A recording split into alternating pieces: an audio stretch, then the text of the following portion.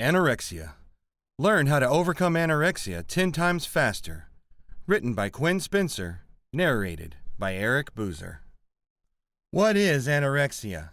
An in-depth overview of anorexia nervosa.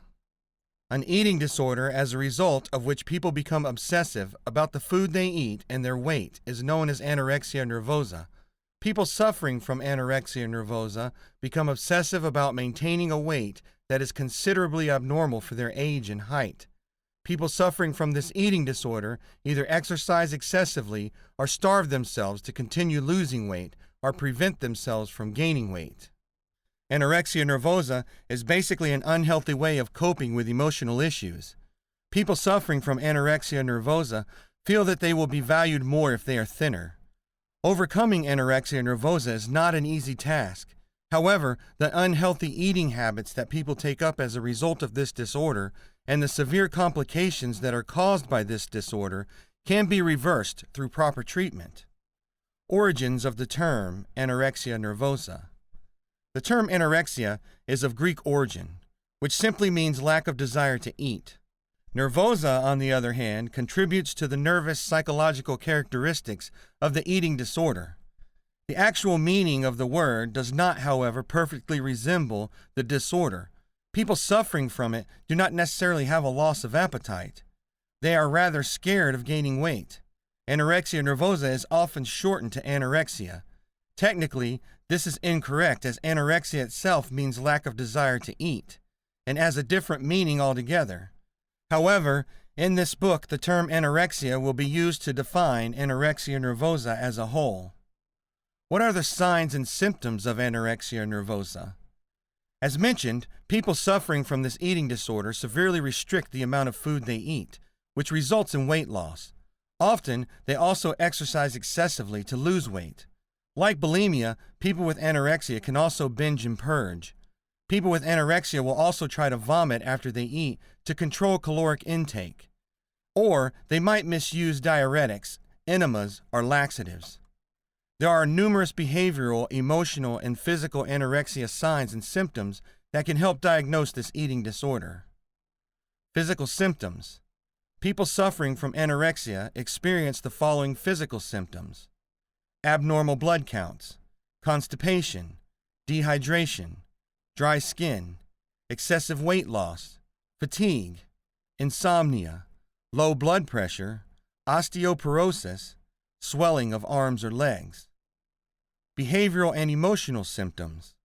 People suffering from anorexia showcase the following behavioral and emotional symptoms: depression, denial of hunger, excessive exercising, fear of gaining weight, irritability, social withdrawal.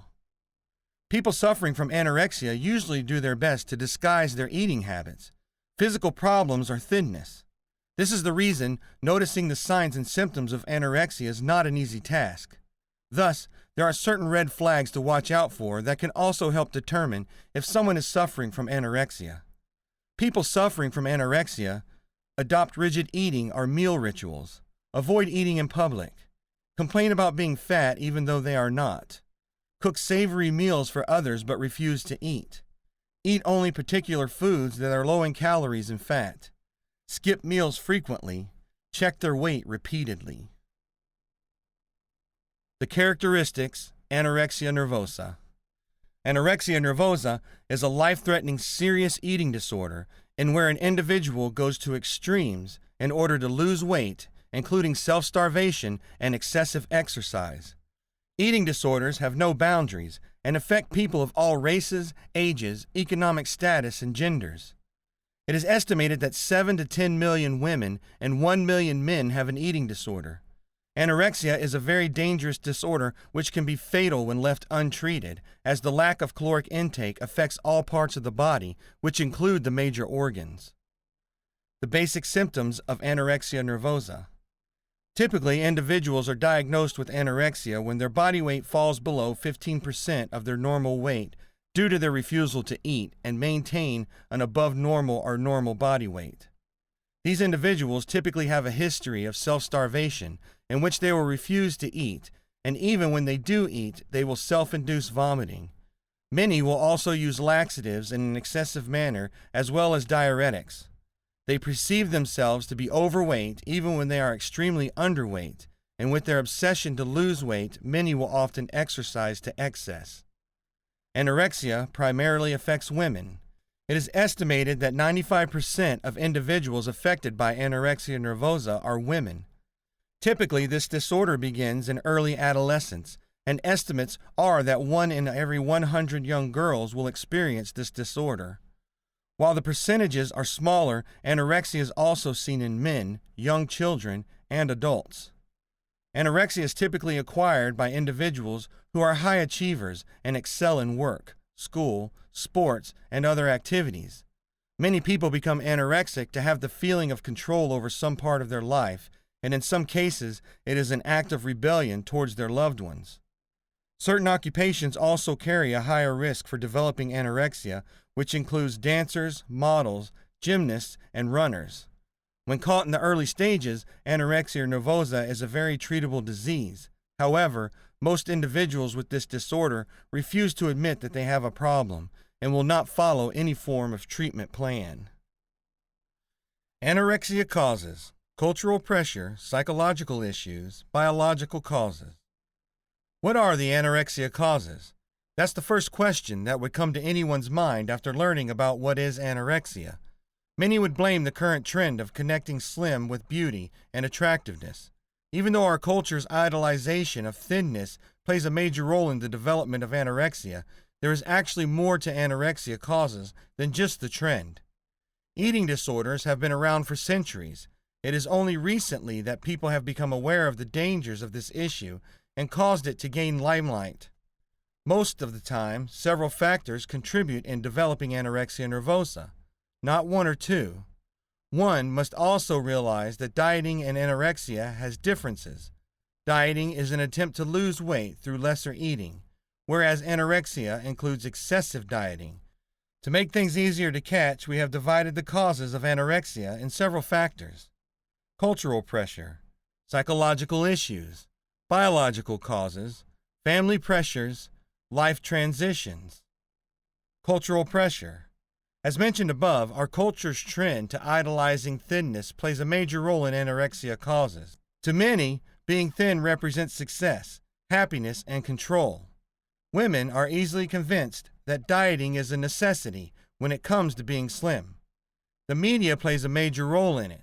The problem arises when models portrayed in the media are themselves underweight. This often causes women to standardize a body structure which is underweight and dangerous. In addition, in certain occupations such as dancing, modeling, and various sports, the pressure to maintain a specific weight and body structure is enormous. Psychological issues. People suffering from anorexia usually have ties connected to not only weight loss, but also factors such as physical fitness, self-imagine, or even career. Psychological issues that can make a person more likely to develop anorexia are low self-esteem, feelings of ineffectiveness, poor body image, perfectionism, depression, physical or sexual abuse, need to feel special, unique, lack of control of oneself. Biological causes. Various researchers suggest that anorexia may run in families. People with high levels of cortisol, a brain hormone most related to stress, and/or epinephrine, and decreased levels of serotonin, which is associated with feelings of well-being, tend to contribute to the anorexia causes. A girl having another member of the family or a relative suffering from anorexia is 10 to 20 times more likely to develop anorexia than a general person. Brain chemistry also plays a role in the issue. However, experts do not know how serious the inherited factor may be. Family pressure.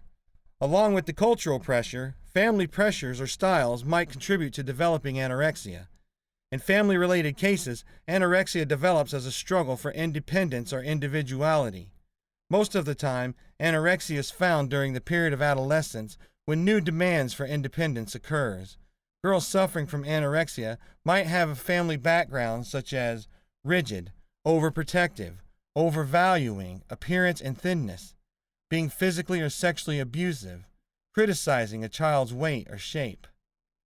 Life transitions. Life transitions can often contribute to developing anorexia, especially to a person already vulnerable to the factors described above. Such factors are named below: beginning adolescence, breakup of relationship, death of a loved one, failing in schoolwork, sudden exposure to dieting. Anorexia complications. Anorexia complications vary in degree and in severity. Anorexia, in its most fatal complication, can lead to death. This can come as a surprise to many because anorexia can lead to death even if the sufferer is not the least underweight. Anorexia complications can lead to other illnesses as well. Anorexia does not only lead to so much physical suffering on the part of the individual, but his or her mental health may also suffer as well, not to mention the great deal of stress and pressure this can bring to the anorexic. If someone has been suffering anorexia for a long time, it can lead to severe anorexia complications and health problems that can leave a permanent scar to the individual's overall well-being, such as damaged bones. Individuals with anorexia are prone to great risk of poor circulation and cardiovascular problems, poor heart conditions, such as coronary heart disease and irregular heartbeat, or otherwise known as arrhythmia. There are instances that anorexia can lead to another eating disorder known as bulimia. This involves an individual binge eating, then immediately forces themselves to vomit, either through self-induced gagging or by way of diuretics and laxatives. Other anorexia complications are imbalance of minerals in the blood, such as potassium, calcium, and sodium. These minerals play an important role in keeping our body healthy. One common anorexia complication under this is low levels of potassium, or also known as hypokalemia. This can cause weakness, tiredness, dehydration, and kidney damage. Low levels of calcium can cause muscles to contract painfully. This is also known as spasms. The lack of calcium and vitamin D can cause damage to our bones, and the lack of sodium can cause individuals to become confused. Anorexia complications can include low blood pressure or hypotension, low blood sugar or hypoglycemia, anemia, dental problems such as tooth decay due to the constant vomiting, since the stomach acids have an unwanted effect on tooth enamel. There is also renal failure, liver damage, heart failure, osteoporosis, and loss of muscle strength, which is more common in females, loss of sex drive or libido, and impotency in men. These anorexia complications are too numerous to be taken for granted. If someone you know is showing signs of these, coupled with their obsession in remaining thin, then you may be faced with an anorexic individual who may need your help and support. Anorexia cure: effective and permanent natural treatment. Anorexia is a serious mental illness associated with reluctance to eat. It requires effective treatment to cure it as early as possible, as this mental disorder has highest mortality rate than any other. Person of any age, race, gender, and class can suffer from this, though, and it's slightly more common in women. The person suffering from anorexia has a very strong fear in his mind of gaining weight, which makes him extremely reluctant to eat. Person suffering with this gets dangerously underweight and can develop other complications to his health. Some symptoms of anorexia are sudden loss of weight and growth of thin and soft hair on the face. The person with anorexia can cook food for others, but will be reluctant to eat himself. Sometimes person cannot eat in front of others and cuts the food in very small pieces before eating it. Person suffering from this disorder consumes lots of medicines to remain thin and to cut the extra calories, which he has not consumed at all. Too much use of laxatives, diet pills, taking vitamin and other supportive pills as an alternative to eating, and even engaging in self-induced vomiting are a few other symptoms of anorexia. Apples are a rich source of vitamins and minerals, and along with milk form sufficient diet for an adult person. Eating apples and later consuming a glass of milk with honey mixed in it will not only provide sufficient energy and vital nutrients to the body, but it also casts positive all-around effects on the health. Such a diet helps in gaining mental clarity to come out of obsession. Almonds and walnuts are also very helpful in curing anorexia effectively. Almonds can be soaked overnight in the water, and in the morning a paste can be formed by grinding them after removing their coating. The finer the paste, the more effective almonds become in curing anorexia. Almonds have properties to sharpen the memory and activate brain cells. Increased intake of all kinds of fruits are helpful in getting permanent treatment for curing anorexia. Fruits are light on digestive systems, low in harmful calories, but rich source of necessary nutrients. They can promote the normal functioning of all the systems of the body to counter anorexia too.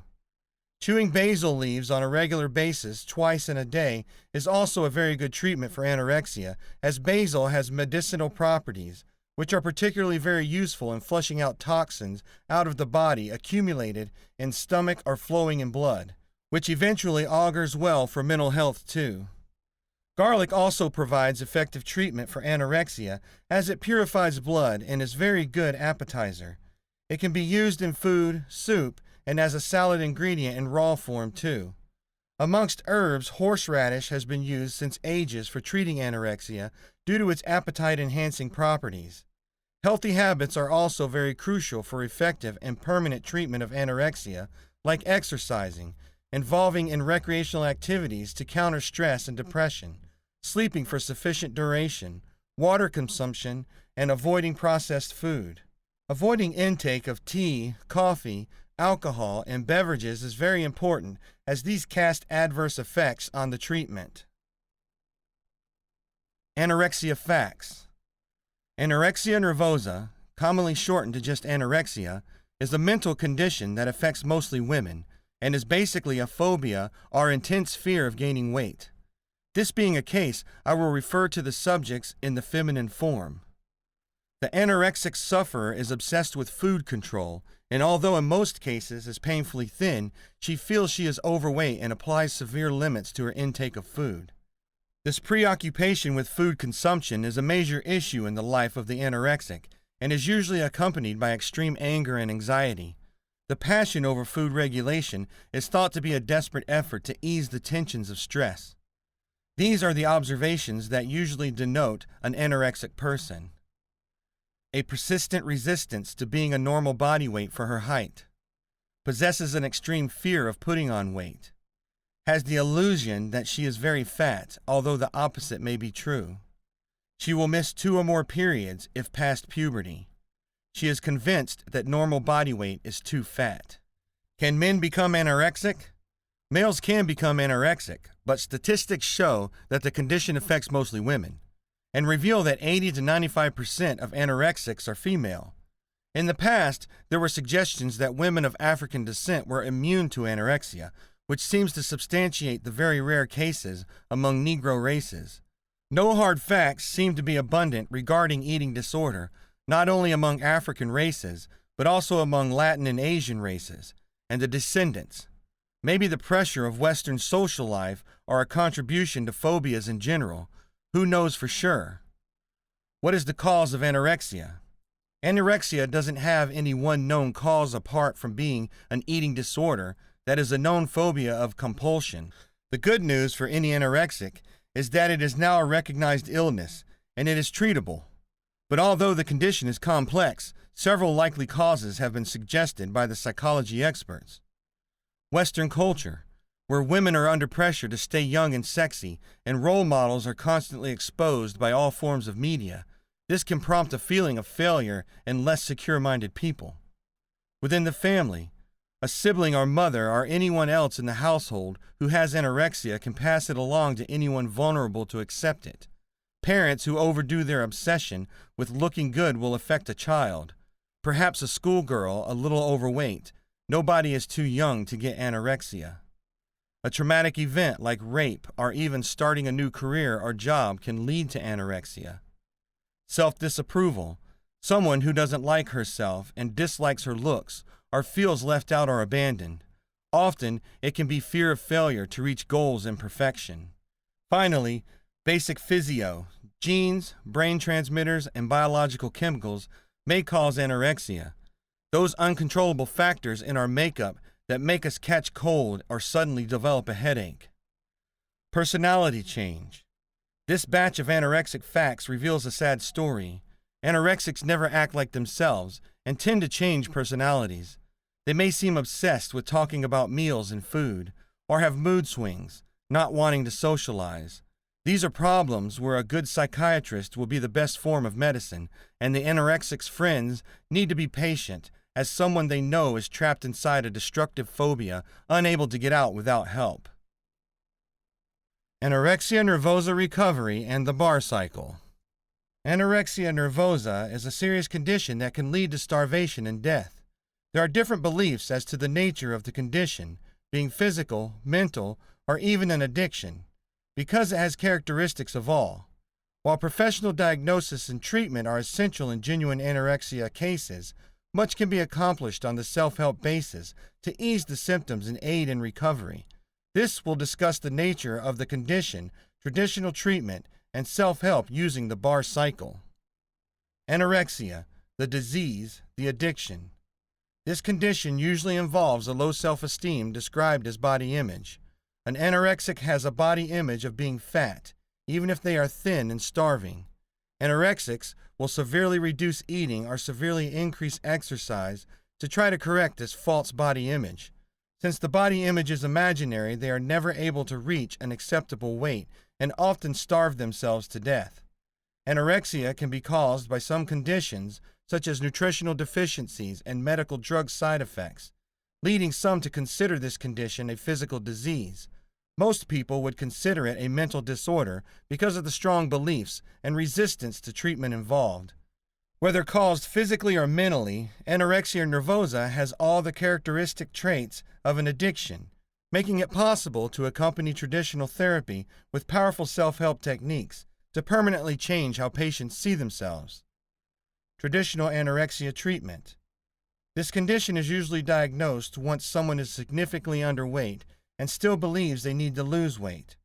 Professional interview and treatment are necessary because a symptom of anorexia is the irrational belief you are overweight. This treatment can involve antidepressants and other medications, psychological counseling, and often hospitalization or residential treatment for the severe cases. The bar cycle and anorexia self-help. The bar cycle of human motivation describes a process you can use to control compulsive behavior. Instead of repeating that description here, we are going to jump right into how the cycle can be used to help control anorexia nervosa on a self-help basis. The key is the belief part of the cycle. Since a false body image is at the root of anorexia, we need to change our belief about our bodies and how important our weight is to our lives. Like any addiction, a poor self-image is at the root of the behavior, so our approach towards changing our belief has to be both general, self-image, and specific, body image and weight. With self-image, all the steps described in the bar cycle apply, including self-talk, positive attitude, elimination of negative attitudes, positive behaviors, etc. All of these improve how we see ourselves, so over time, we will not feel compelled to engage in compulsive behaviors to try to fix ourselves. With body image, you apply the bar cycle to specifically program how you see your body. To counteract the false belief about being fat, we can get objective data, like the body mass index, that specifically describes our healthy weight based on height. You can weigh yourself and use an online BMI calculator to regularly monitor your weight. This should be done at least daily so you have the true data to use every time you're tempted to think of yourself as fat. Add to this an appointment every few months with the doctor to confirm your data from an objective source. Also, the affirmations you use to change how you think should specifically address your body. Use statements like, "I am the perfect healthy weight for my size and age. I always enjoy eating the right amounts of good foods to maintain my health and energy. When I look at my body, I see an attractive, healthy, energetic person. I know I'm far more attractive because I'm healthier, no matter what I weigh." These statements should be repeated frequently every day, so they stay fresh in your mind, and you can recall them to push out and replace the negative body image ideas when they come. For most who suffer from anorexia nervosa, professional treatment is a requirement. Denial is a major symptom of this disease. That said, the self-help steps covered in the BAR cycle can increase the effectiveness of treatment, reduce recovery time, and permanently change how we see ourselves. You can move from self-loathing to self-loving in a matter of months. Anorexia, not a physical but an emotional disorder. Anorexia nervosa, or anorexia as it is normally referred to, is an eating disorder that many people suffer from. Anorexia is a condition that goes far beyond dieting to lose weight. A person who suffers from anorexia will often start out trying to lose weight through dieting, but with time the weight loss becomes something the person has overdone, and it begins to take over their lives. Many more women than men end up with anorexia, so for future references in this book, we will use females as our example. The desire to become skinny begins to play a key role to the person who suffers from anorexia. She often falls into a deep cycle of eating, excessive exercising, and using way too many diet pills and laxatives. She may get to the point where she looks like a walking skeleton due to the fact that she has nearly starved herself to death. She may also begin to give herself enemas and will hide the fact that she is hardly eating from close friends and family. In fact, the anorexic person may go as far as to make it appear as though she is eating more food than the average person, only to vomit it up later on purpose when no one is around. She may also become very defensive when someone brings up the fact that she is too skinny, and she will often say that she was born this way and is unable to gain weight. Most usually, anorexia begins in adolescence, but it can also occur in children and full-grown adults. It is estimated that 1 of every 100 people in the U.S. are anorexic, and they are almost always girls. In fact, 95% of all anorexic people are female. Whites are much more apt to become anorexic than any other ethnic group, and it is much more prevalent in middle and upper-class families.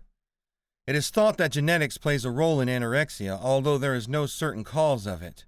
There may be one specific gene that is responsible for a person being anorexic, but more testing must be done to be sure. Some people believe that a dysfunction in the brain is the cause of this condition, but until more studies are done, we simply cannot say for sure. Maybe feeding troubles as a baby or a general history of not eating enough triggers anorexia, or maybe it can be brought on by feelings of inadequacy. Treatment for anorexia is often sudden and drastic. The sufferer is often forced, against their will, into an inpatient treatment center that is designed for anorexic sufferers. Intense therapy takes place, and if necessary, forced feeding are done in order to save the person's life. Although there are some good results by this cliniques, anorexia is often a lifetime disorder. The sufferer has to be extremely careful not to fall back in their old habits. Common myths and misconceptions about anorexia. People have many misconceptions about anorexia. Due to poor understanding of the phenomenon or due to various popular myths surrounding eating disorders, most people assimilate denatured ideas regarding anorexia and the persons it affects. Probably the most common misconception describes anorexia as an incurable, terrifying disease. Although anorexia can cause both physical and psychological harm, this type of eating disorder can be successfully treated, and its undesirable effects can be overcome in time. In fact, through the means of an appropriate therapeutic program, the great majority of patients diagnosed with anorexia can be completely recovered from the disorder in a relatively short period of time. Statistics indicate that more than 80% of people that have been confronted with anorexia at a certain point of their lives have been completely recovered with the means of psychological counseling and the help and encouragement of their families. Furthermore, most of the people affected by anorexia in the past have been able to achieve emotional balance, regaining full control over their lives.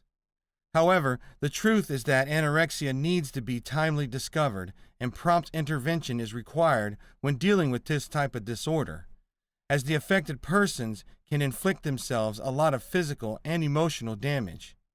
Another popular myth surrounding this type of eating disorder suggests the idea that anorexics do not eat. This idea is completely exaggerated and unfounded. Although anorexics are very restrictive with food and they indeed keep drastic diets, they are human beings after all, and therefore they need to eat. In order to achieve their goal of having a slim body, anorexics usually avoid foods that are rich in calories, and therefore they commonly follow vegetarian diets. Every once in a while, anorexics may also engage in binge purge behaviors, eating exaggerated amounts of food at once, only to dispose of it right after by vomiting or by using laxatives and diuretics. However, this behavior is more common among bulimics. People also commonly confuse anorexia with bulimia. Although anorexia may resemble bulimia and people generally experience difficulties in separating between them, each of these two common types of eating disorders has various distinctive features. However, people with eating disorders can have oscillatory behaviors, and anorexics can easily become bulimics or vice versa. First of all, from a physical point of view, the main difference between anorexics and bulimics is body weight. While most anorexics are underweight, bulimics often have an average or above average body weight. Therefore, unlike the case of anorexics, it is even more difficult to identify a person who suffers from bulimia. From a behavior point of view, the main difference between anorexics and bulimics involves their eating habits. While anorexics commonly keep drastic diets and restrict their intake of calories, bulimics predominantly engage in binge purge acts. From a psychological perspective, the main difference between anorexics and bulimics is that people with anorexia have a stronger will and ambition than bulimics. While both these categories have a low self-esteem and a disordered self-image, bulimics are often more likely to suffer from depression. Their contradictory, ambivalent behavior that fluctuate between binging and purging food render them very vulnerable to developing feelings of guilt and confusion. Diagnosis of anorexia. Usually it is the general practitioner who diagnoses the problem based on the symptoms. The general practitioner, GP, usually suggests the person to go for some medical tests and examines to verify the diagnosis. These tests will help the GP to determine the cause of weight loss and to know the extent of damage done due to weight loss. It also helps the practitioner to rule out any other complications associated with anorexia nervosa. Sometimes, some tests need to be repeated to monitor the patient's health condition. The examination includes physical examinations. This includes examination of stomach, blood pressure, temperature, weight, examination of eye, mouth, and skin to rule out any other medical complications. Medical tests. These tests are needed to know the functioning of the vital organs of the body, including liver, kidney, thyroid gland, gallbladder, etc. The important tests which GP usually prescribes are blood tests, blood count, ELISA, Western blot analysis for identifying specific antibodies and proteins, bone density test for osteoporosis, thyroid hormone test, SMA-20 test that include test of albumin, potassium, and chlorine level, glucose test for diabetes and hypoglycemia, secretin, CCK test to assess functional level of pancreas and gallbladder, liver function test, total protein test, ECG, electrolytes, kidney function test, urinalysis. Psychological examination. Anorexia nervosa not only brings physical problem, but the mental problems too. The psychological examination aims to evaluate the complications with behavior disorder and the possible treatment plan thereafter. The expert generally evaluates the mental disorder with history taking, observation, asking several questions about eating habits, or with the help of assessment questionnaires. How to help a child with teenage anorexia nervosa. Teenage anorexia nervosa can be a very frightening condition for the families that are dealing with it. Parents need to realize that children who begin experiencing with this form of weight loss will eventually suffer from the other medical conditions as well. Therefore, it is very important for parents to be aware of the signs and symptoms related to anorexia, as well as a few of the ways in which the parents can help the child deal with and overcome this condition. The first thing that many parents need to remember is that the children who are dealing with teenage anorexia generally do not realize that this is a problem. They are often dealing with teenage self-esteem issues, and they believe that what they are doing is going to benefit them. These children are often dealing with distortions related to body image and the way that they view themselves. These issues are very difficult to overcome and may be out of the parent's realm of understanding and capabilities. Therefore, when parents believe that their child is suffering from anorexia, he or she needs to contact a mental health professional immediately. This professional will be able to help the child identify distorted thoughts and help them work on their self-esteem. Next, parents or teenagers suffering from teenage anorexia can spend some time doing some background checking related to what their child has been viewing on the internet. Given the amount of information that is available on the internet today, many kids are spending time researching anorexia nervosa online in order to better understand how to plan meals, what they should or should not eat, and possibly even how to hide it from others. If parents find that their children have been looking at these sites, then he or she may also be able to use this knowledge as a way to address the topic with their child. Open communication will definitely be needed to determine if the child is suffering from this eating disorder. Parents will want to find a dietitian that can work with the child suffering from teenage anorexia. This individual will be able to help the child develop healthy and appropriate meal plans.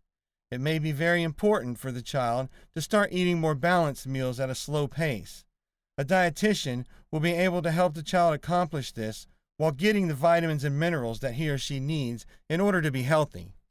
This professional will also be able to help the child select foods that he or she enjoys eating and that the child believes are healthy for him or her.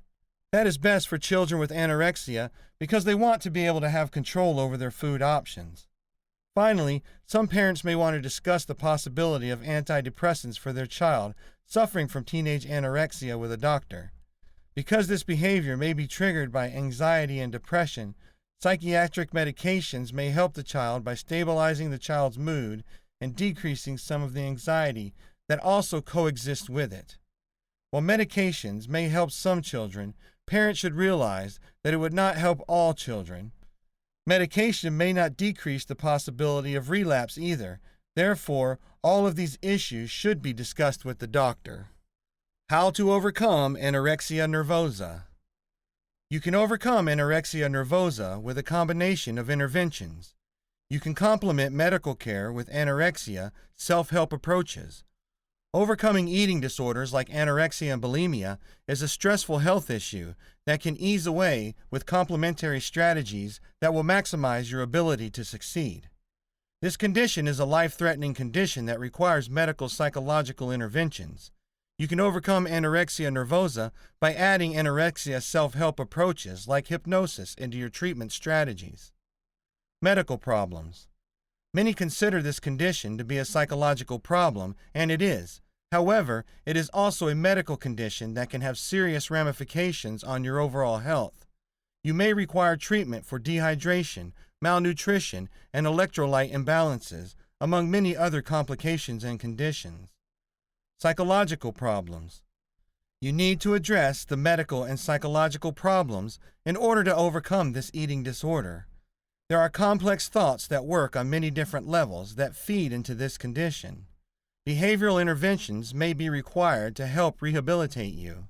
The anorexia self-help plan that you choose should complement the medical and psychological interventions designed by your personal care physician or your psychiatrist. Psychological interventions. When you seek help to stop anorexia in its tracks, you are taking on a few different treatment approaches. Psychotherapy is excellent in helping you build self-esteem.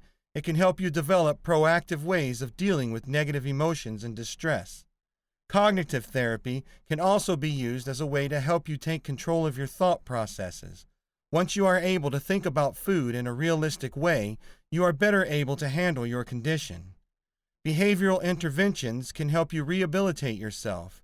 You need to adopt healthy eating habits and follow through with a healthful lifestyle that will help you look and feel better. Psychotherapy works on your emotions and self-esteem. Cognitive therapy helps you think realistically and clearly. Behavioral interventions help you follow through with your actions. These elements work together beautifully, but they require more help for maximum success. Interesting features of anorexia. Anorexia is a very common neuropsychological disorder that has a very high incidence in the young population. Anorexia is not just an eating disorder, it also involves many addictive behaviors and the development of various phobias related to food and being fat. Anorexics develop inadequate perceptions of their physical appearance, and they often see themselves as fat, regardless of how much they actually weigh. Anorexia is a very complex disorder caused by multiple interrelated factors. Although in the past anorexia was thought to be a purely psychological disorder, recent studies have revealed that it occurs on the premises of neuropsychological dysfunctions. Certain environmental factors also play a major role in the development of anorexia, and the disorder seems to occur due to poor adaptation to the requirements and the ideals imposed by the society. In many cases, anorexia is developed by teenagers who come from very restrictive, demanding families. Children raised in a cold, insecure, non-functional familial environment are very exposed to developing anorexia. Young people who originate from dysfunctional families often suffer from depression, emotional insecurity, and low self-esteem. Features that can facilitate the development of anorexia are other types of eating disorders. Despite its pronounced environmental valences, anorexia is not entirely a psychologically induced disorder. Medical scientists also suspect certain genetic factors to contribute in the occurrence of anorexia. Various studies have revealed that most patients have a family history of the disorder, suggesting a pronounced hereditary character of anorexia. Scientists believe that the genetic dispositions to this type of disorder can be easily transmitted from one generation to another. Hence, people who have blood relatives with anorexia are also at risk of developing the disorder. Although anorexia can occur in both sexes, the disorder has the highest incidence in the female gender. Anorexia is very common in adolescents, but it can also affect very young children or adults. Despite the fact that the disorder can occur in virtually any ethnical group and culture, anorexia is a common problem in Western society. The high prevalence of anorexia among people who belong to well-developed social-economic groups confirms the pronounced influence of environmental factors in the development of the disorder. The excessively promoted topical ideas of beauty and the pressure exercised by modern society upon the young have a great contribution in the occurrence of the disorder in teenagers.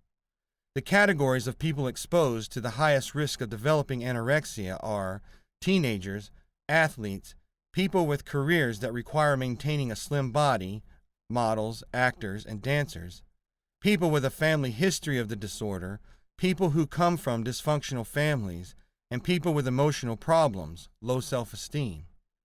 Overweight children and teenagers are also very exposed to developing anorexia. People who suffer from anorexia may in time also develop bulimia, a similar type of eating disorder. People who suffer from anorexia need a lot of help and support in order to overcome their condition. Although people with eating disorders need to show a lot of ambition and cooperation in the process, anorexia can be effectively overcome with the means of psychiatric therapy. Overcome anorexia nervosa with hypnosis. Self-hypnosis is a wonderful addition to overcome anorexia nervosa because it complements psychotherapy, cognitive therapy, and behavioral interventions. You no longer have to struggle with your core beliefs and self-image when you adopt hypnosis as anorexia self-help. Psychotherapy and hypnosis. Hypnosis helps you use your subconscious mind to accept the suggestions given in psychotherapy. You are better able to be receptive to building a new self-image and improving self-esteem when you begin with the subconscious mind. Each session leaves you relaxed, calm, and ready to change your feelings about yourself. Cognitive therapy and hypnosis. Cognitive therapy uses the conscious mind, and you can complement this by using your subconscious as well. It is difficult to change your way of thinking when your subconscious mind works against the new concepts and thought patterns.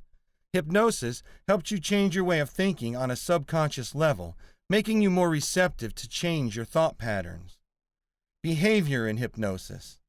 The goal is to change your pattern of behavior. Your habits are automatic.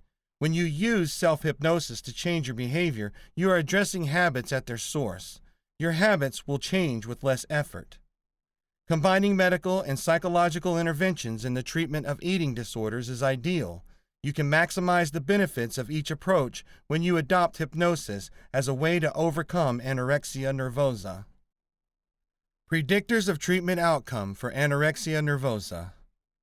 Predictors of poor outcome for anorexia nervosa include longer duration of illness and the presence of vomiting. In more recent studies, researchers found that eating disorder duration did not predict outcome.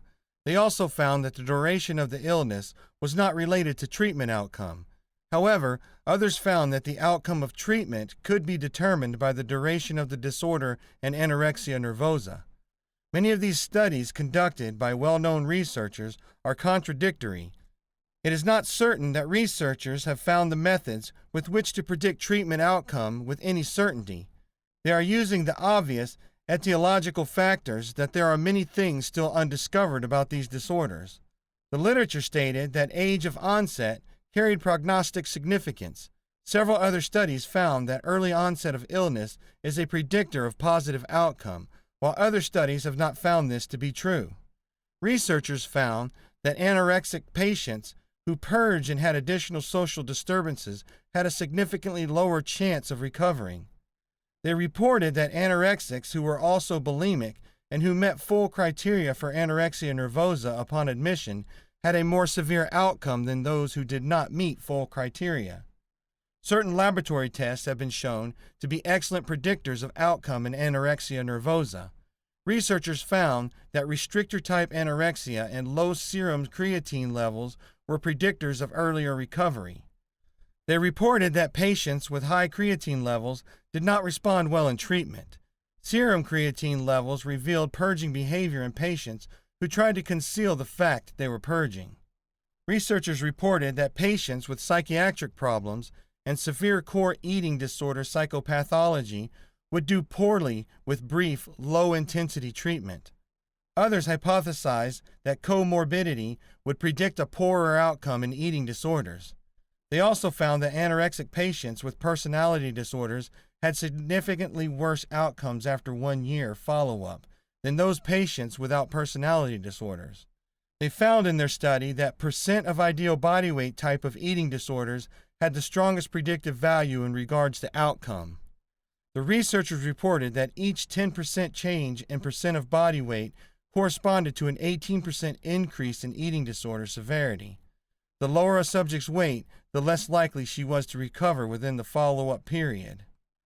Researchers found that fewer patients recovered from anorexia nervosa than from bulimia nervosa or a combination of anorexia nervosa and bulimia nervosa. The type of eating disorder was a significant predictor of outcome with anorexics because they're least likely to recover. At 1 year follow-up, in one particular study, only 10% of their subjects had obtained full recovery. Researchers found that patients with a history of anorexia were more likely to do well in treatment. Their findings do not support those reports that show that a previous history of anorexia is a non-significant predictor of outcome. Others found no differences in outcome in those who had a history of anorexia nervosa and those who had no history of the disorder. They reported that a diagnosis of anorexia nervosa at admission was not associated with outcome status. However, another researcher found that a history of anorexia was a pre-treatment indicator of poor prognosis. As you can see, outcome studies are extremely difficult to conduct. There are so few comparisons in the literature, with many of them contradicting each other. Self-destructive behaviors of girls with anorexia. The desire of having a beautiful, slim body determines girls and young women to take drastic actions. The society we live in puts a lot of pressure on the shoulders of young girls by establishing and supporting exaggerated physical features as ideals of beauty. Teenage girls struggle to get noticed and sustain assiduous efforts in their attempt of improving their physical appearance. Their constant preoccupation with body weight sometimes becomes an obsession, and many young girls develop eating disorders. Eating disorders are considered to be serious illnesses, and they may even lead to death. These disorders are basically mental conditions that are characterized by unhealthy behavior, scarce eating, and obsession with being overweight. Anorexia, anorexia nervosa, and bulimia, bulimia nervosa, are the most common and the most dangerous eating disorders. Anorexia affects persons of all ages and regardless of sex. However, young girls are more susceptible to developing anorexia due to their ambitions and desires of being thin. Girls with anorexia eat very little food, and sometimes they even constrain themselves from eating any food at all. Abstinence from food leads to serious complications, and girls with anorexia often develop other diseases due to their bad eating habits. The lack of vital nutrients triggers a lot of changes inside the bodies of anorexics, making them feel weak, tired, anxious, confused, and physically unstable. Girls with anorexia also experience a lot of physical changes. Their growth is dramatically slowed down. They suffer from stomach aches and internal disturbances, migraines, heart problems, bad circulation of the blood, hair loss, and dehydration. Inappropriate eating habits cause hormonal imbalances, and girls with anorexia often suffer from amenorrhea. This condition refers to irregular menstruation, and girls with anorexia even experience stops of their menstrual period due to small levels of estrogen. Amenorrhea often leads to weakness of the bones, corrosion of the teeth, and fragility of fingernails. Girls with anorexia have obsessive thoughts about food and being fat. They carefully count the calories they consume and often exhaust themselves by doing long, tiring physical exercises.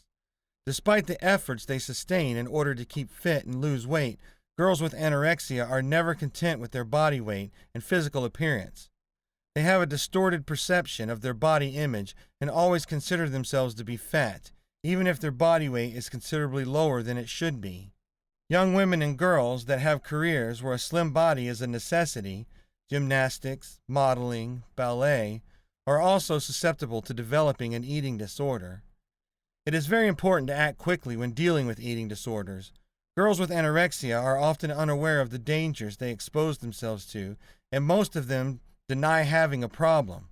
Some of them, however, are willing to sacrifice their health and jeopardize their lives only to be admired for their silhouette. Because girls with anorexia are usually unable to overcome their illness on their own, they should be provided with plenty of support and encouragement from their families and friends. Anorexics feel lonely and unhappy and have low self-esteem and self-respect. By proving to people who suffer from anorexia that low body weight isn't the most important thing in the world, and by showing them that they are unique and beautiful regardless of their physical appearance, you can help them make the first steps towards recovery. Supporting someone with anorexia. Anorexia is a very common illness to women. It is caused to eating disorder of a person. Sometimes people want to have a light weight because of their fear of being obese.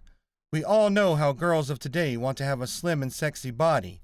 They think that in order to do this, they would cut off any protein, calories, and carbohydrate intakes. But sometimes they do this method in an improper way, and they eventually lose a lot of their weight, leaving them really skinny and bony. In order for us to prevent people from suffering with anorexia, we need to support them in avoiding it. The following steps are ways on how we can support someone with anorexia. First of all, we need to learn about the early signs and symptoms of anorexia nervosa. We can research these from the internet about some anorexia issues. That way, we can find out if a person really is having eating disorders. We need to be careful not to overgeneralize on the behavior of a person. We need to actually see and witness the signs before we can conclude that it is eating disorder.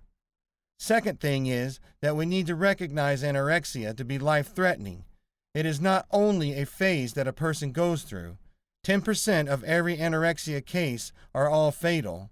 They can even cause the death of the person we know if they aren't being aware. Believe it or not, the main reason for people engaging to eating disorders is because they want to have a perfect body. They feel unwanted because they have excess weight in their body. They have been influenced with the so-called ideal beauty of today. They need to have our support and attention for them to know that they are beautiful even though they are not slim or skinny. All they need to do is how to turn their fats into muscle mass and not actually shrug them off incorrectly. We need to be kind when trying to approach them. Anorexic people are actually very sensitive people. They just need to feel that they are accepted in our society even though they have too much weight. Tell them nicely in a proper way about what they really need. It is to have a healthy body and not just the plain skinny one. You also need to realize that what they have is an emotional and psychological problem. They need to be given help in that category. Anorexia only becomes a physical condition once the person lost too much amounts of weight, and it ruins her body system.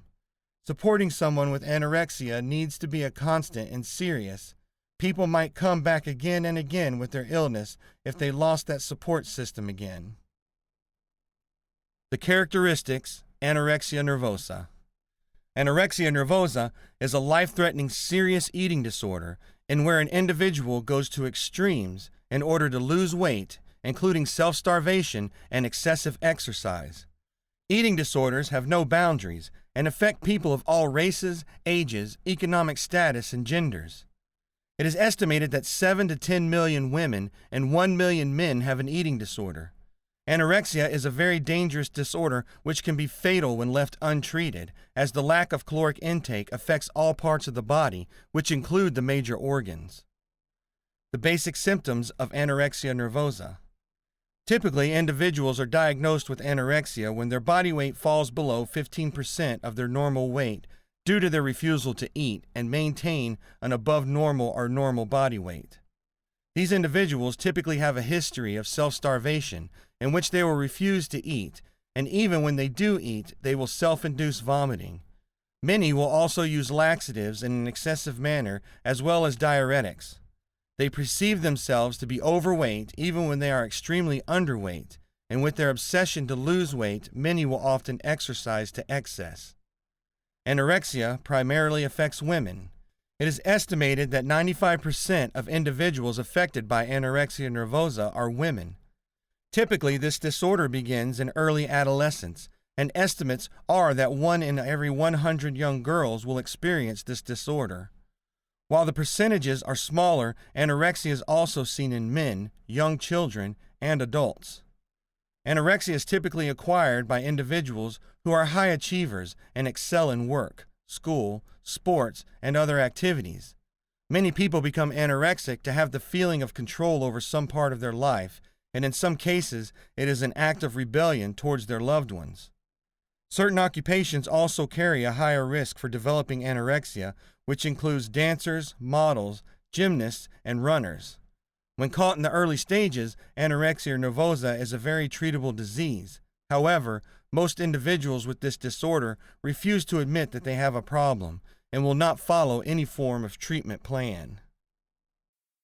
Binge Eating: The Complete Guide to Overcoming Food Addiction and Ending Binge Eating Disorder.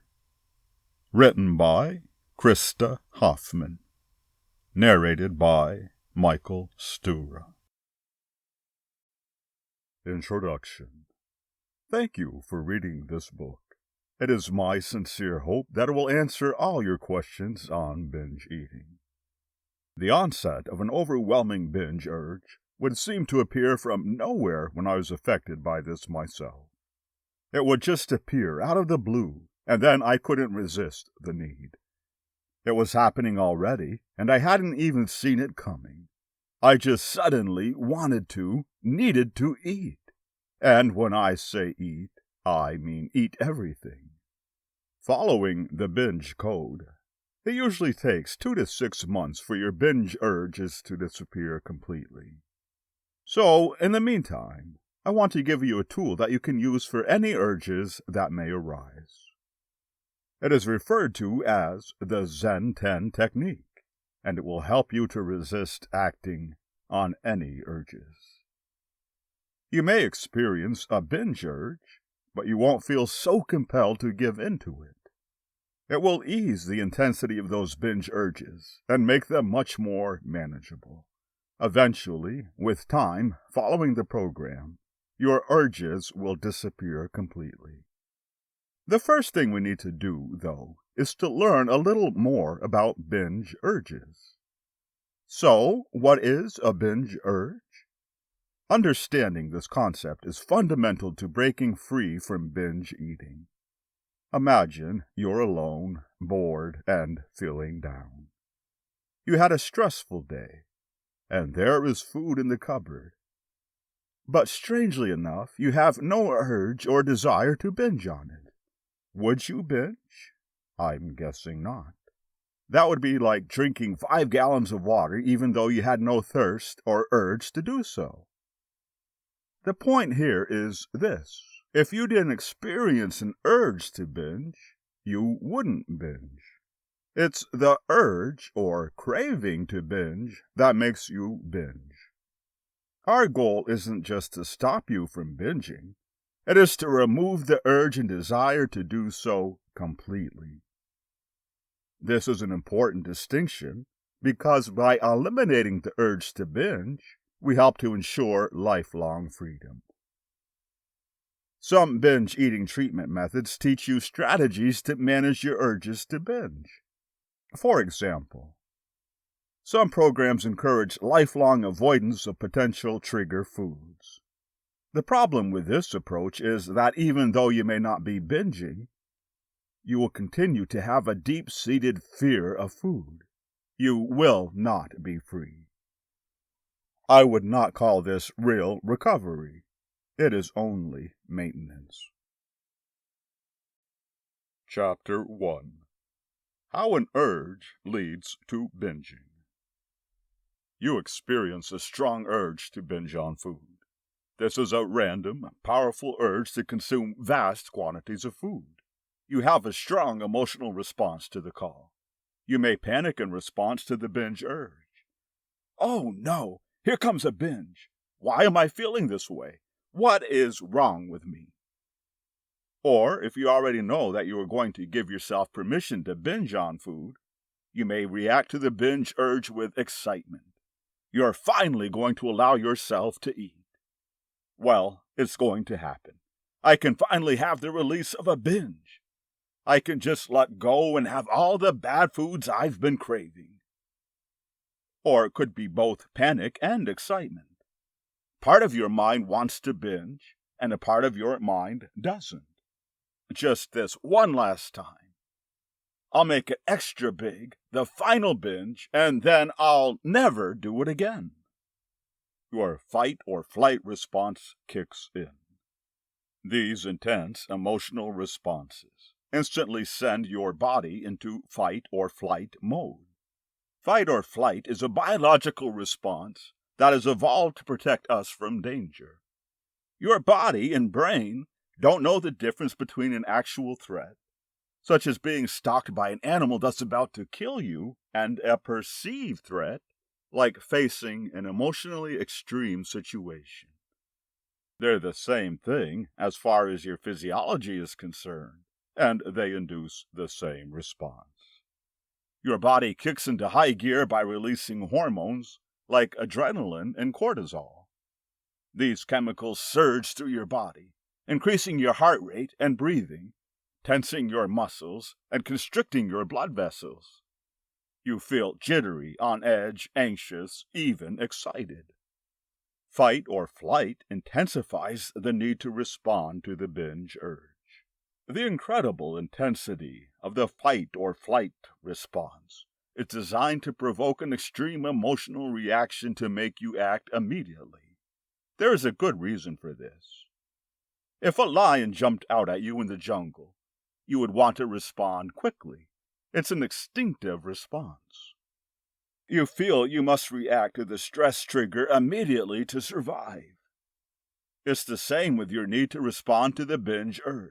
Your brain is telling you it must be dealt with now.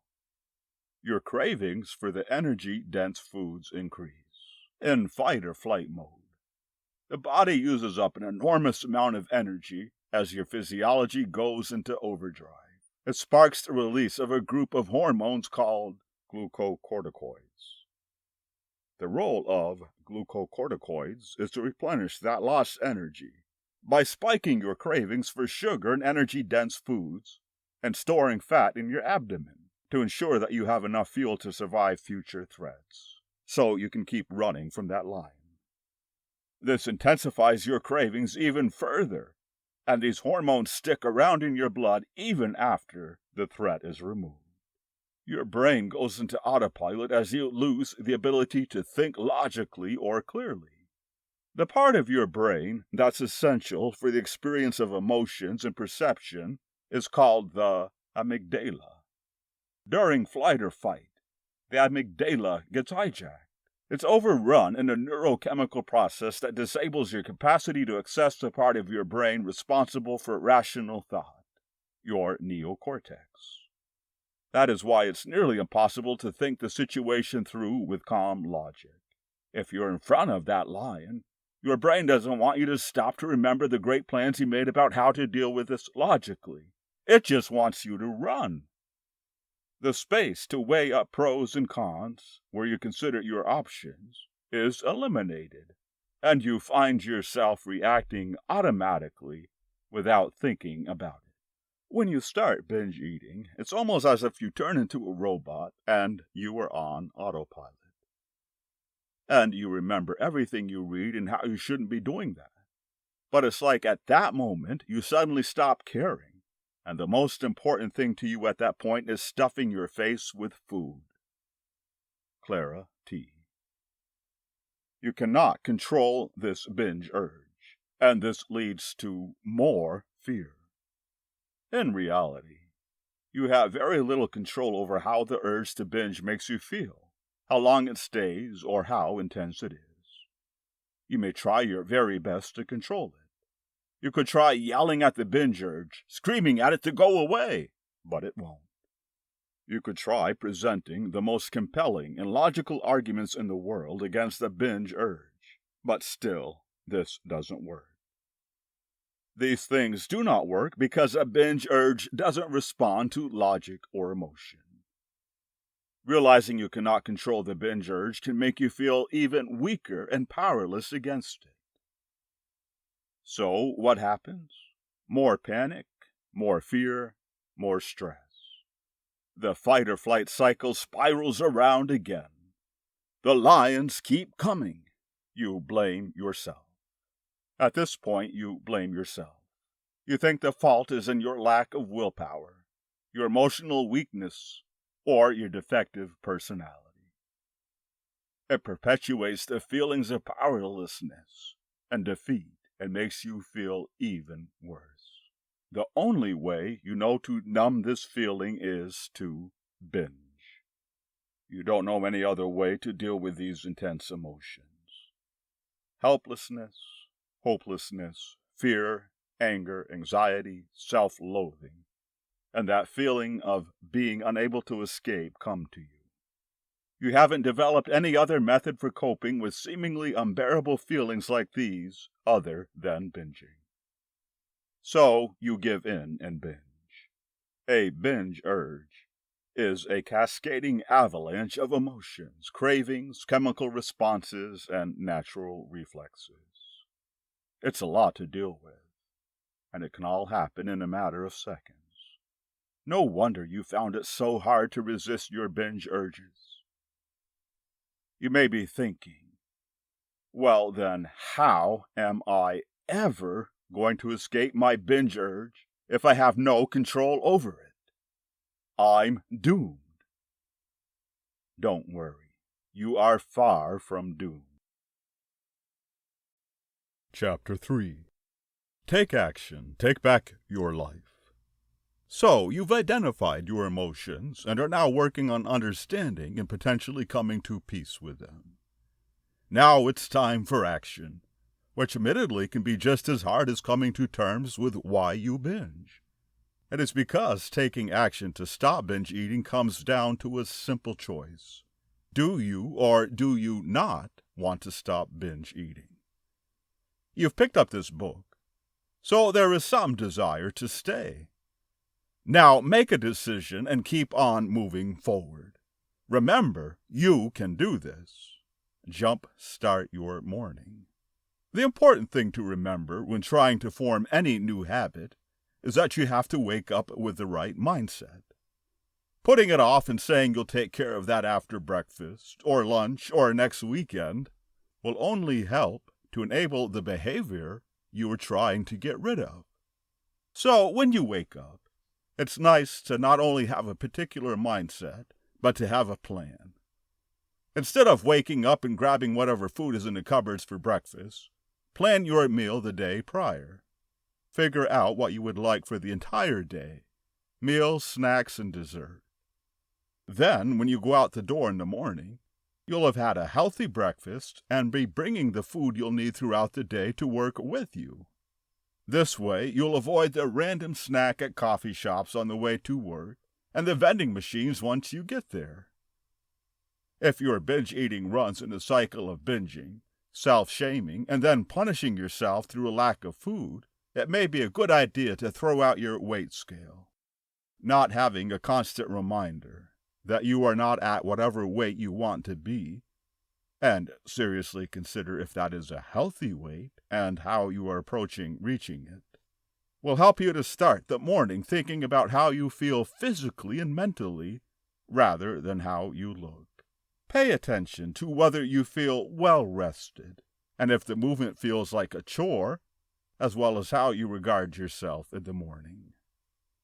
Having compassion for yourself physically, emotionally, and mentally right from the start, this will make it easier to continue caring for yourself throughout the day. Another way to help yourself is to slow down when eating. Many who suffer from BED report that they eat uncommonly fast, which aids both the final consumption of food and helps to distract the individual from the problem at hand. So, next time you sit down to a meal, particularly if you are by yourself, try setting down your utensils after every bite. Force yourself to slow down, breathe, and digest your food. It may also help to notice when you are full and stop eating before the feeling becomes uncomfortable. It's also imperative to remember to forgive yourself. Sometimes you'll have a bad day. That doesn't mean you should plan for one. Instead, cheat days will do you no favors. But nobody is perfect, so don't expect yourself to be. If you slip and find yourself halfway through a bag of chips, then throw them out, forgive yourself, and start over. Eventually, through a lot of hard work, it will get easier. Eating healthier. It is often a dreaded topic. Many people detest the thought of switching out their white rice for brown. But this issue of eating in a much more nutrient-conscious way starts at a more basic level. The first thing to do is begin every week with a specific meal plan in mind. Try buying some cookbooks or going online to find inspirational recipes that don't seem foreign, but are still a departure from less healthy eating habits. Magazines like Bon Appetit and Cooking Light have excellent recipes that are both delicious and healthy. Jot down a few of these, attempting to choose a collection of recipes with the same core ingredients so as to avoid excess food that will go bad, like fresh herbs, or become a target for a session of binge eating. After you have selected your recipes, create a detailed grocery list. Be sure to specify what every item should be, so there is no room for questionable items, i.e., snack. If you don't do this, there is a higher chance that you'll grab a couple of articles because you don't either know what you want or you want everything. By replacing snack with blueberries, you may avoid grabbing 3 different chip assortments. However, if you get home and realize you have not held faithful to the list, then only throw the binging item out. And of course, always follow the cardinal grocery shopping rule. Never shop when you are hungry. Once you have done your shopping, set about prepping all of the food for the week. It should be done immediately after shopping. And you should give yourself a day to do it, usually a weekend. It may also be wise to have someone present while you conduct the shopping and cooking. Having a witness could be helpful in preventing a binging episode. It may allow you to place all of your concentration on the task at hand instead of providing an opportunity to binge eat. Try to make this ritual a fun event that you look forward to every weekend. Following completing the week's cooking, Separate all of your meals into separate containers, label them, and then refrain from buying any more food for the rest of the week.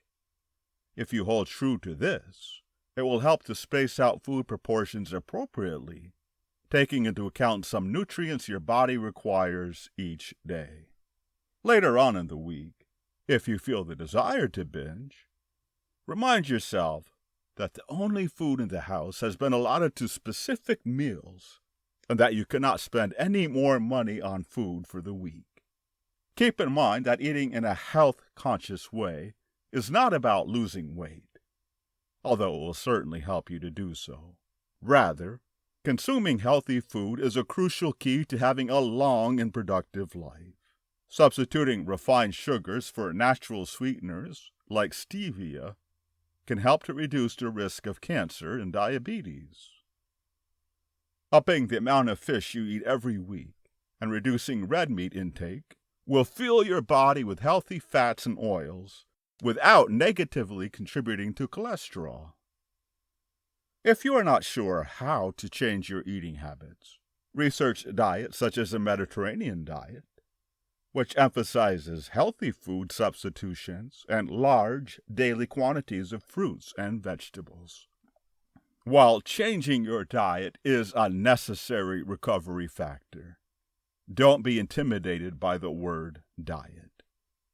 Modifications in eating habits are not about punishment and exclusion of foods, but the improvement of health through change. To motivate yourself to eat healthier foods, focus on trying new things and how the healthier foods will make you feel. Lastly, speak to a therapist about the changes you are making and how it may alter your relationship with food and yourself. Exercise. For many bingers, training must begin at a fundamental level. Since food binging frequently leads to obesity, it is important to treat the body gently. You may have the motivation to run 10 miles, but your body will collapse because it is not used to or cannot handle being put under that kind of stress. So instead, start with tiny things. Another way to start off the morning right in regards to exercise is to buy a small pair of dumbbells, 2 to 5 pounds, and place them directly in front of your bed, even to the point of putting them next to where your feet land when you're getting out of bed in the morning. This way, exercise will be one of the first things to enter your mind. Try to do a variety of exercises with them, whether that is sitting in your bed doing a few curls, or more advanced activities such as holding them while doing squats, or placing them on your stomach during crunches.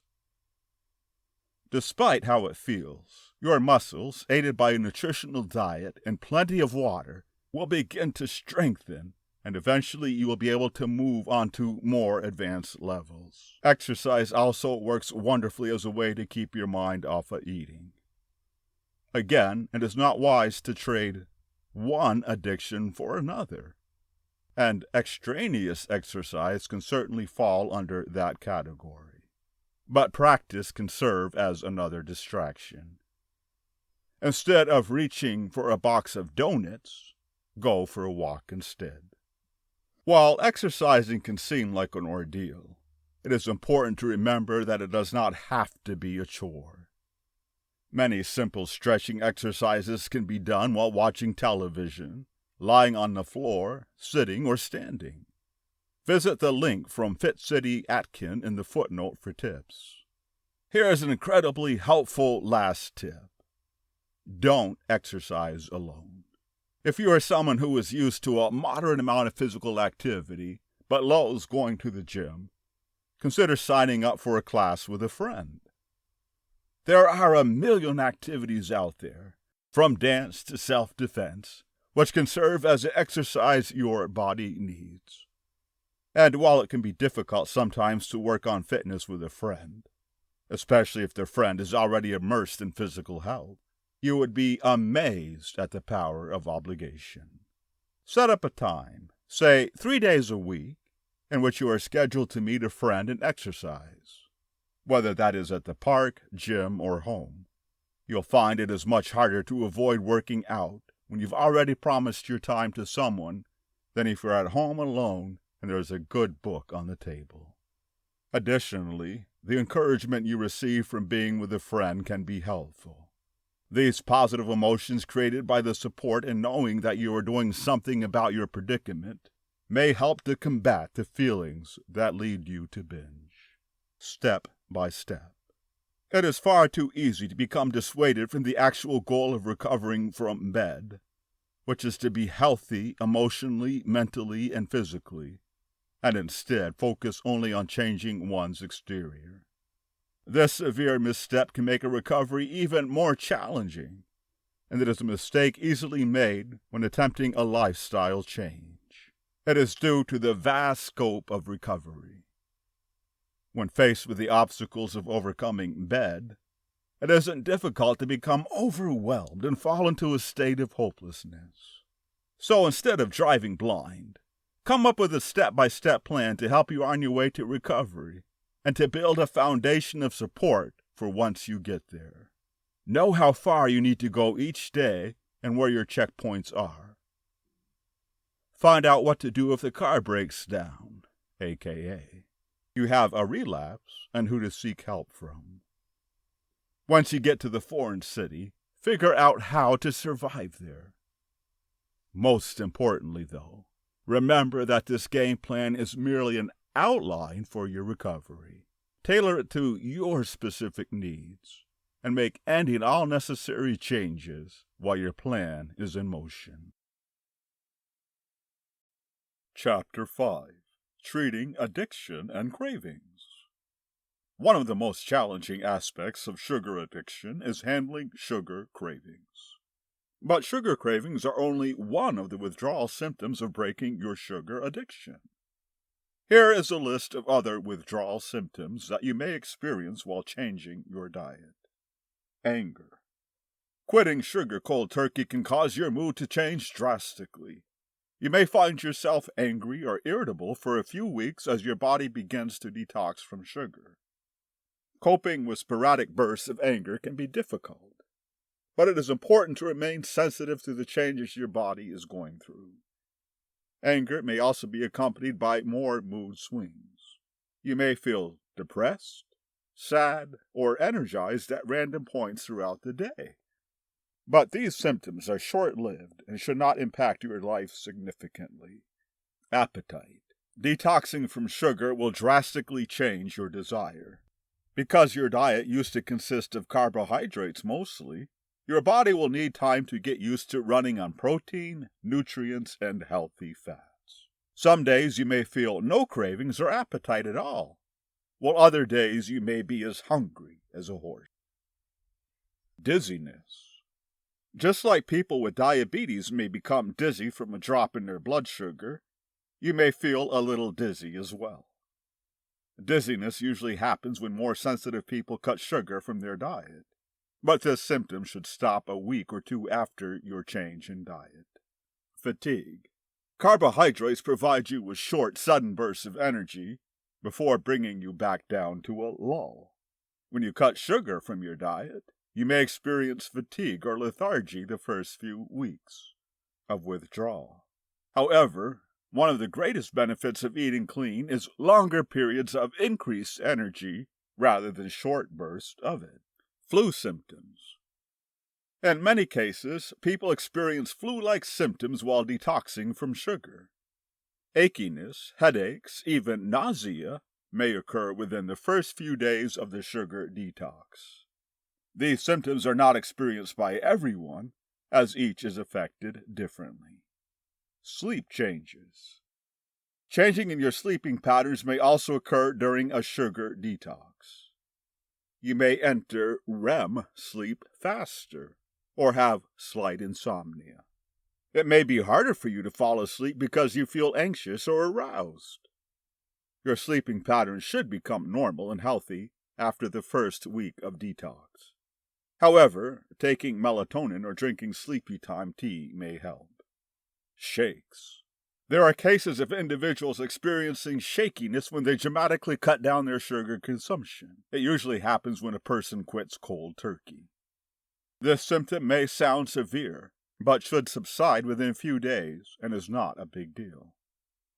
If you do experience shaking in the first few days of detox, it is a good indicator that you are consuming high amounts of sugar. 10-Day Fed Up Challenge. There are dozens of different detox plans out there, all claiming to be the best solution for a sugar detox. They vary in length and in intensity, from 3 short days to a month-long lifestyle adventure. But one community-based program has helped over 67,000 people change their lives by detoxing from a sugar addiction. The 10-Day Fed Up Challenge. This simple 10-day challenge is to push yourself to go sugar-free for 10 days and experience the amazing benefits of a clean, healthy body. The first initial changes are small and easy. You cut out sodas and other sugary drinks like teas, fruit juices, and sports drinks. It includes cutting out artificial sweeteners like aspartame, xylitol, sucralose, and erythritol. This challenge is to help you to pay more attention to what you are putting into your body and becoming aware of all the added sugars there are in many of the foods you eat on a daily basis, from spaghetti sauce and ketchup to canned fruit and granola. This challenge will boost your metabolism and inspire you to live a clean and healthy lifestyle for good. Tips for a 10-day detox. 10 days may not seem like a long time, but every challenge has rough patches. Here are several helpful detox tips to help you have a successful first 10-day detox. Eat something nutritious. Because you are taking out a large component of your usual diet, you need to compensate by substituting in better foods. Add in plenty of vegetables, protein, and healthy fats. If you have a sweet tooth, sweet potatoes or goat cheese should help tame your cravings. Other good snacks are hard-boiled eggs, zucchini, hummus, or nuts. Drink lots of tea. Fresh tea is a natural beverage that can energize or soothe you. There are many fruit snacks that you don't have to sweeten to make them taste good. Plus, tea can help you fill up.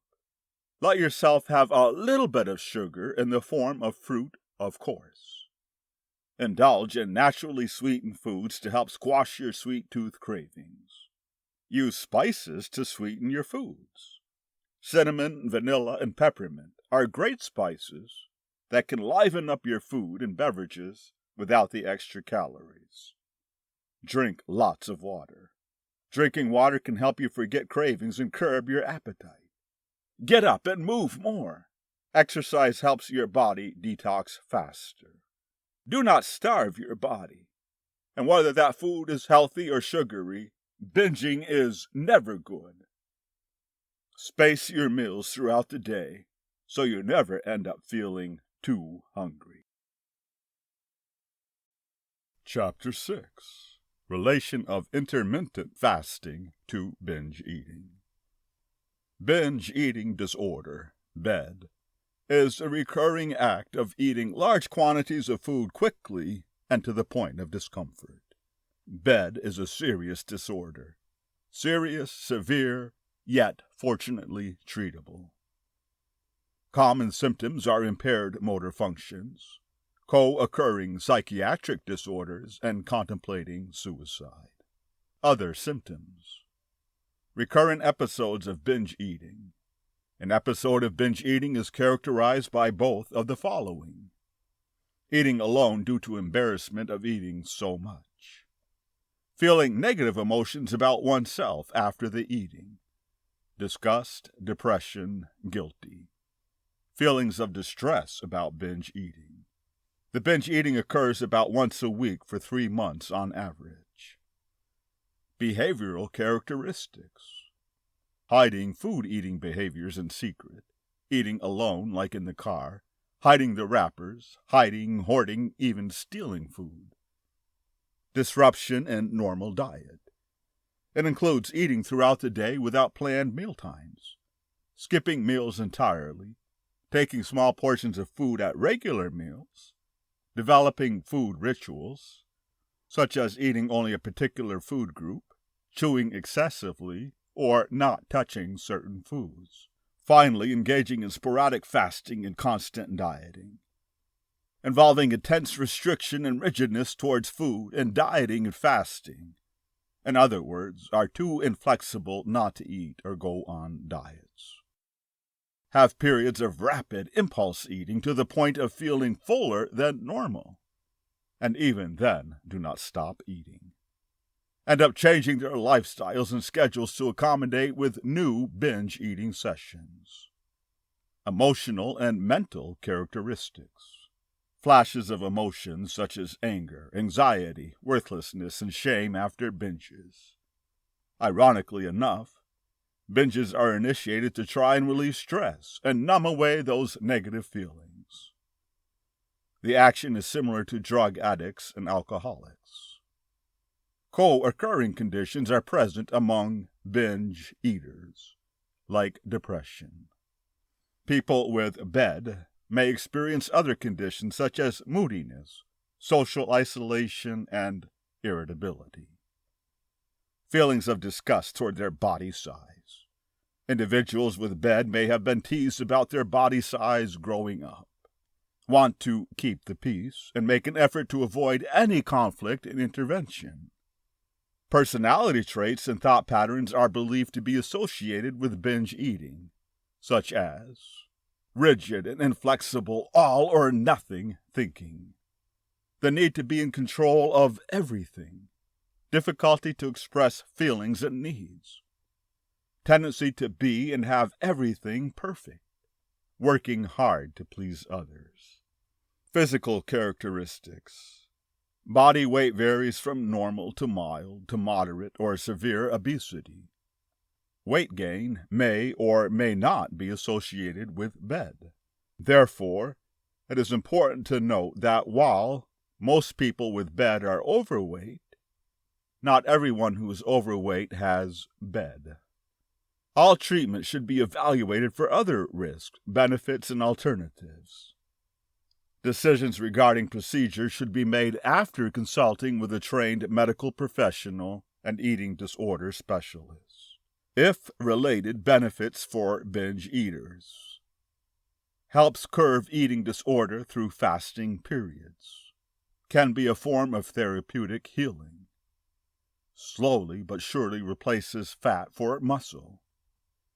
If related risk for binge eaters. High stress. Requires a lot of maintenance and attention, else falling back into secretive eating. May use feeding period to stuff as much as they can. Protocols and methods. We will go over plenty of what you should do for intermittent fasting in the later chapters. But for now, here are some general guidelines you should be aware of, especially for curbing your binge eating. Skip breakfast. Breakfast is considered to be the most important meal of the day. But would you be surprised that most of the foods you eat in the mornings are fattening? Meals that you associate with breakfast, cereal, muffins, yogurt, granola, oatmeal, contain a lot of sugar and oils, which may help you prep up for the rest of the day. But at the same time, it isn't at all healthy. Most athletes get their energy from the dinner they have eaten before. The more substantial the feast, the more power you get, and the more stuff you can do the next day. Dinner meals can also release endorphins, improve your sleep, and reduce the hunger needed for the next day. So, would you rather eat in the morning after a restless night, or eat before sleeping, and feel ready for the day afterward? If you have to choose between skipping breakfast or skipping dinner, skip breakfast. And if you need energy in the morning, consider water. Remember that you fast when you sleep, too. Whether you are doing an hourly interval fast or a day-long fast with breaks following after, remember that your body is still fasting while you sleep. It goes without saying that you should make the most of this and sleep early while fasting. Not only is it healthier than staying up late, but you don't have to be conscious during those fasting hours. Back to dinners. When you eat a lot of food, you'll feel sleepy and want to doze off. That's another reason why having a dinner meal in your fasting plan is something to consider. Learn if you're starving or not. Real hunger is something you experience through the body and the brain, not the stomach. In this case, the brain can be your worst enemy when you fast. Because if you do it too much, you will feel weak or lightheaded. It may take some getting used to, but when you can tell if you're experiencing real hunger and not fake hunger, you can eat whenever your body tells you. Otherwise, ask yourself these questions. Am I thirsty? Try drinking some water, and the cravings may subside. Am I emotional or bored? Wait it out for 20 minutes, or go for a walk. Exercise can be a good distraction, too. Did I drink alcohol recently? If you're tipsy, your body is probably tricking you into eating again. Have I eaten my fill of protein today? Grab some. They shouldn't hurt the diet. Did I eat sugar, grains, and fried food? Probably not. It's just your insulin and blood sugar are unstable. Instead of eating, wait out the hunger. Have I exercised today? Again, it is a healthy distraction, so give it a try. Am I fasting too much? If yes, then eat. Try to stick to healthy greens, though. Use the fasting time to exercise. You can use your fasting time in any way you wish, but exercise, at least in moderation, is a good way to spend it. If we look back to our ancestors, the people that hunt big game all day, they would technically be fasting if not for the fact that they didn't have easy access to food. During the day, you're having small meals, small snacks. It's not sustainable long-term, but we know we can do it if we need to. Abel explained to his trainee, Kurt Morgan. When you look back to the way humans used to eat, we weren't eating 3 to 6 square meals a day. We were eating when we broke down camp at night, and were primarily built for fasting. Listen to your body. As cliché as it sounds, your body knows itself better than you do. So, if you feel something is wrong in your fasting, stop. Chapter 7. Intuitive Eating and Binge Eating Disorder. Let's begin by understanding what the binge eating disorder, or BED, is all about. According to the Mayo Clinic, binge eating is a condition when you frequently eat substantial portions of food without being able to control yourself. You might start to feel uncomfortable and overfull, but continue to eat. An important characteristic of binge eating is that you're completely aware of what you're doing. You tell yourself to stop. But the urge to eat is so overwhelming that you simply can't help yourself. You'll be surprised to know that many doctors put down BED to a psychological disorder also. The American Psychiatric Association published results of a study, the Diagnostic and Statistical Manual of Mental Disorders, DSM-5, in which they laid out specific symptoms that can help patients identify the disorders that they have. Symptoms of the binge eating disorder: frequent sessions of eating enormous portions of food, finding it impossible to control you and stop eating. Also, patients cannot control the helpings they're taking. Eating too fast. Eating despite being full to the point when you feel like you could explode. Eating without feeling hunger. Looking for privacy to eat because you're embarrassed. Hating yourself for eating and feeling depressed and horrified afterward by what you did. Worried about the binging. Having at least one instance of binge eating per week. However, do keep this one factor in mind. If you're combining eating with purging and inducing vomiting, so you don't gain weight afterward, that's not a sign of binge eating. Some people also take laxatives, so the food passes out quickly or exercises to the point of utter exhaustion to burn off the extra calories. That's not a sign either. Chapter 8. Why Binge Eating Happens. To overcome binge eating, your first focus should be on understanding why you do what you do. Let's talk about the common triggers of overeating. The next time you encounter them, you'll find it easier to deal with them. In the earlier chapter, we have discussed stress and anxiety and how it makes you overeat. However, many other factors induce you to eat too much. For instance, there's boredom. Let's see if you recognize this situation. It's a lazy Sunday afternoon, and you have absolutely nothing to do. You're alone at home and wondering how to spend the time. So you decide to catch a movie. Now, movies are incomplete without something to munch on. You reach for the popcorn, soda, nachos, and keep eating as you watch the film. By the time you get to the end of it, you have no idea how much you've eaten. Here's another situation.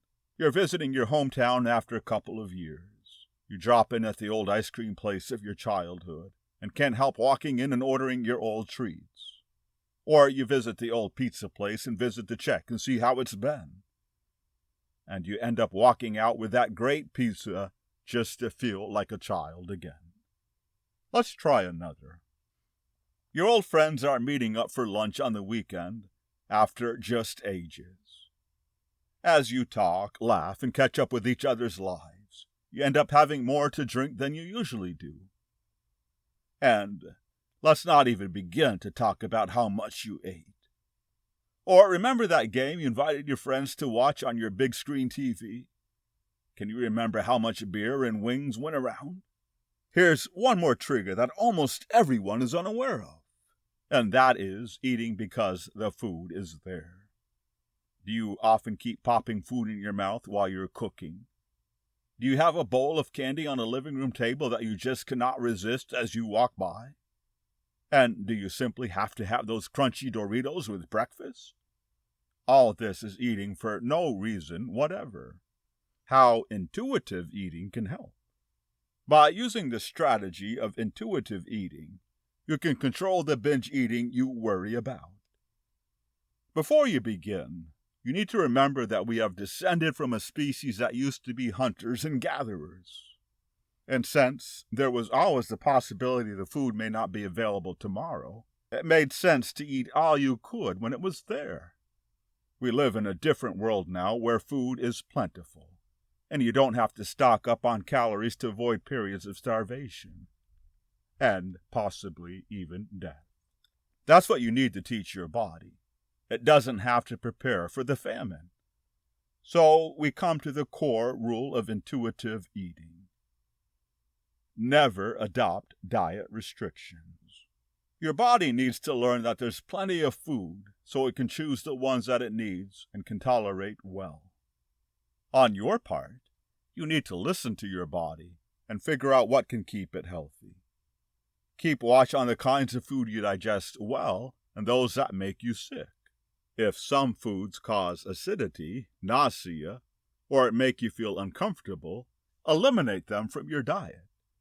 It is advisable that you work out for yourself what you should and should not eat, as against following preset diets that doctors and dietitians set for you. Trying to follow diets and rules will only make you end up breaking them, and then feel terribly guilty afterward. How to tell if what you're eating is good? As you settle into the pattern of eating according to the needs of your body, you'll wonder if you're doing the right thing. Chances are, your body mass index, or BMI, tells you that you need to lose weight. However, experts now advise you to check if you feel fit and healthy. They are increasingly accepting that rather than evaluate how much you weigh against your height, it is important to see if you can perform your regular activities without getting unduly exhausted and breathless. Do you feel energetic and able to perform your daily activities with ease? Do you fall asleep quickly at night? Do you feel happy and contented?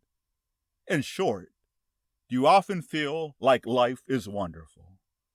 If all this is true, then yes, you are making the right eating choices.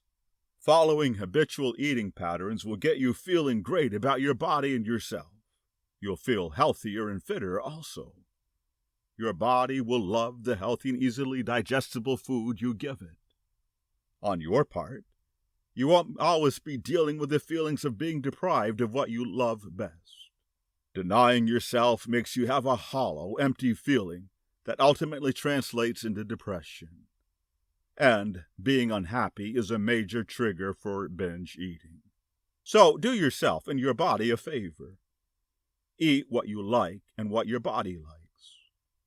Feed it when it needs food and enjoy every bit of it. Let it make you happy, energetic, and ready to face the world. Conclusion. An excellent way to distance yourself from a binge craving is to dismiss it. The only power a binge urge sensation has over you is the authority and meaning you give to them. So give it no significance or meaning. Normalize it, ignore it, dismiss it, brush it off, detach yourself from the sensation. Be indifferent to it. Think of it as just another occurrence, like a sneeze or a shiver. The more dismissive you are towards your binge urges, the less power they have over you. It's just like the school bully trying to taunt you into a fight. Just let the bully be there, taunting you, but don't give the bully the time of day. Thank you for reading this book. I hope you will apply the acquired knowledge productively.